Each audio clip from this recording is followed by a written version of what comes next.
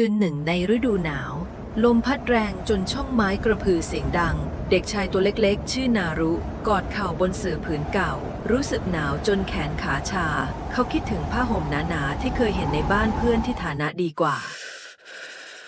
ถ้ามีอะไรมาห่มสักอย่างก็คงดีหรือแค่ข้าวอุ่นๆสักคำก็ยังดีแม่ของนารุนั่งอยู่ในครัวหลังบ้านท่ามกลางแสงตะเกียงนวลมัวไม่มีผ้าห่มไม่มีเตาไฟไม่มีเงินจะซื้อเครื่องทำความร้อนแต่เธอมีกระทะเก่าและหัวใจของแม่เริ่มหุงข้าวใช้ปลายข้าวเล็กๆที่คนอื่นไม่เอาเธอตีไข่เพียงฟองเดียวเติมต้นหอมโรยเกลือเล็กน้อยแล้วทอดมันอย่างเบามือกลิ่นหอมของไข่เจียวกระจายไปทั่วบ้านนารุเงยหน้าขึ้นทันทีกลิ่นนี้เขาจำได้กลิ่นเหมือนเมื่อก่อนที่พ่อยังอยู่แม่ยกจานข้าวกับไข่เจียวมาวางเบื้องหน้าลูกลูกกินก่อนนะ เดี๋ยวแม่ตามไปทีหลัง นารุใช้มือประคองจานไว้รู้สึกถึงไอร้อนที่แทรกผ่านปลายนิ้วความหนาวเหมือนถูกกลืนหายไปกับกลิ่นข้าวเขากินคำแรกอย่างช้าๆแล้วน้ำตาก็ไหลเงียบทำไมไข่เจียวของแม่ถึงอุ่นกว่าผ้าห่มหนาๆได้ขนาดนี้ๆแม่ยิ้มจางๆแล้วห่มเสื้อคลุมบางๆให้ลูก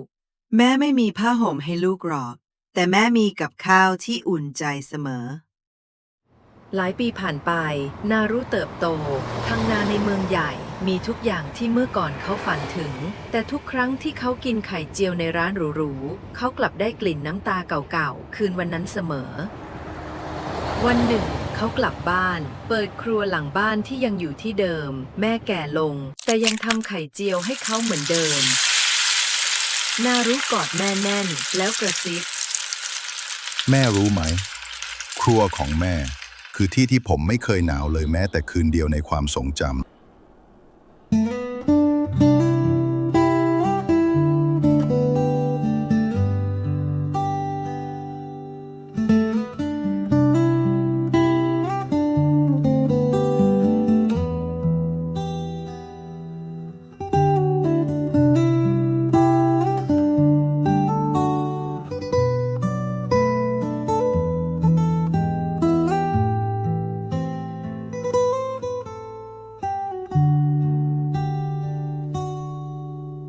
ในครัวใบเล็กที่แอบอุ่น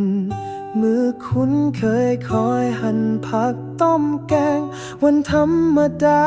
ก็พิเศษเสมอเมื่อมีแม่อยู่ตรงนั้น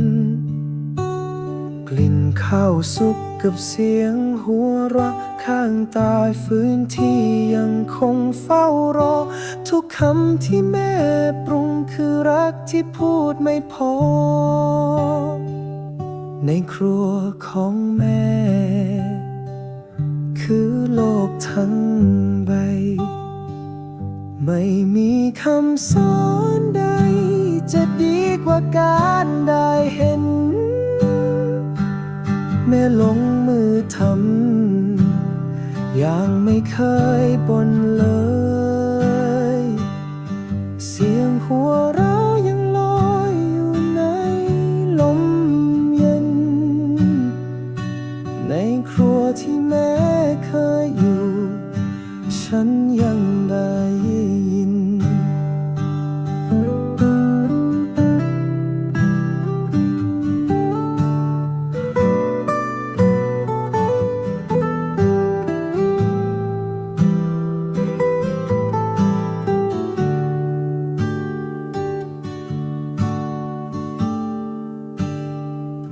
ไม่มีคำสอนใด